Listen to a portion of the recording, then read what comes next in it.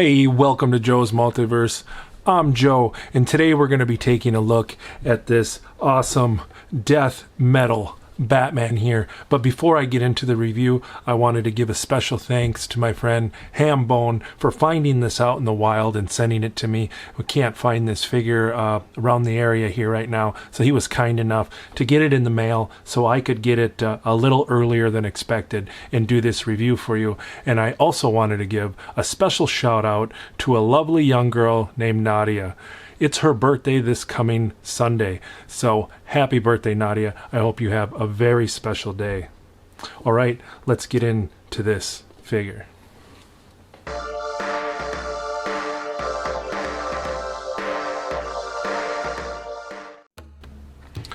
Just look at him in all his death metal glory.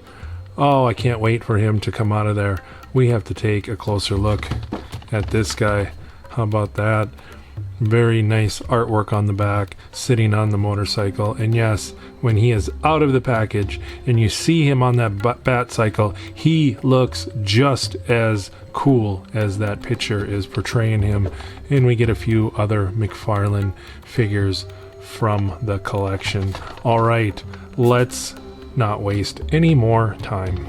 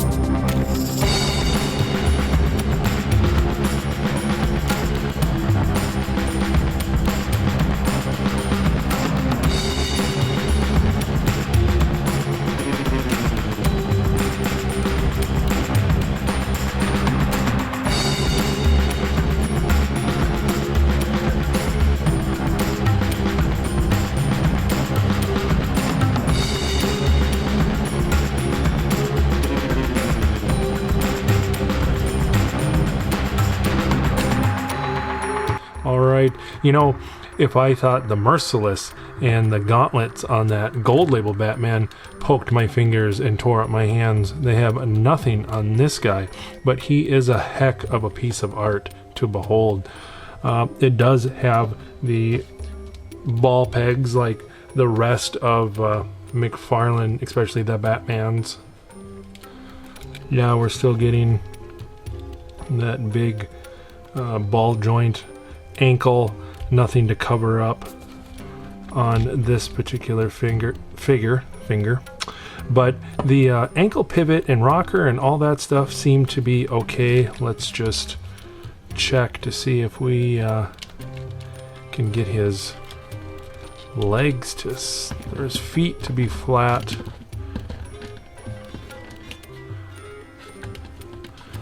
It doesn't seem to be as good as the last Batman, as the gold label.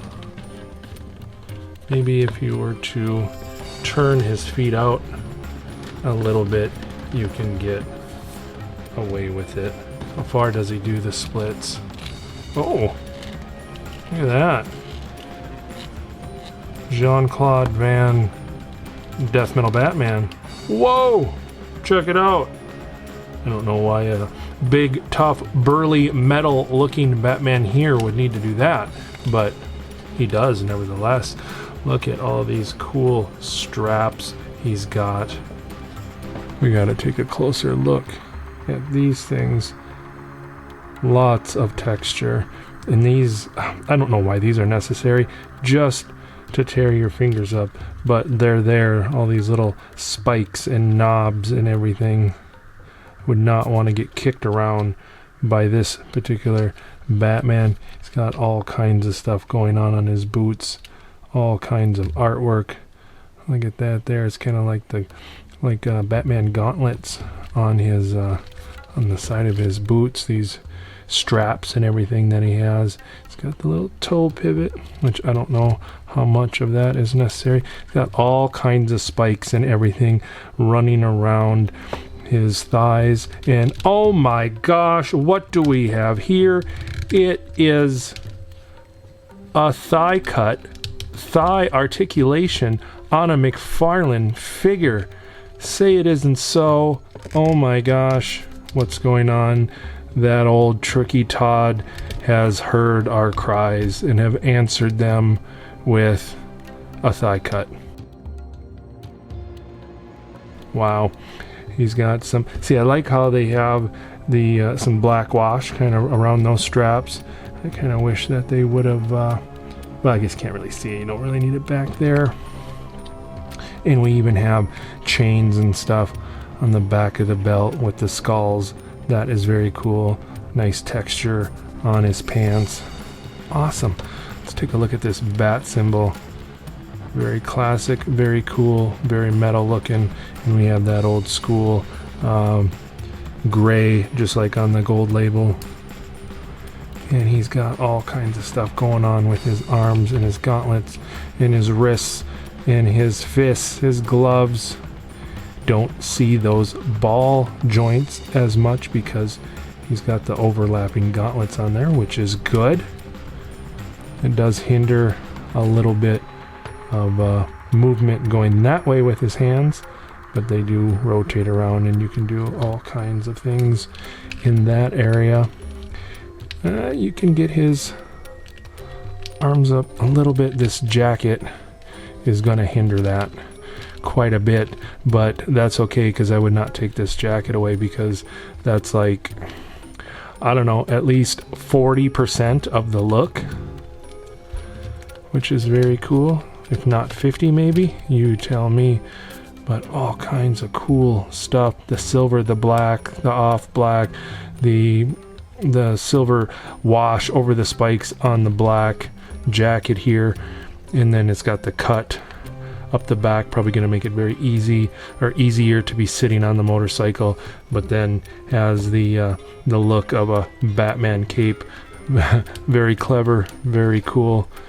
And it looks like we have sort of kind of a bat looking symbol with that, I don't know what that is called on a leather jacket where it's kind of like flapped down, but he's got it and it's very Batman-esque, very rugged, very cool looking face sculpt for Batman, some 5 o'clock shadow, just to add that extra roughness and gruff and toughness to him.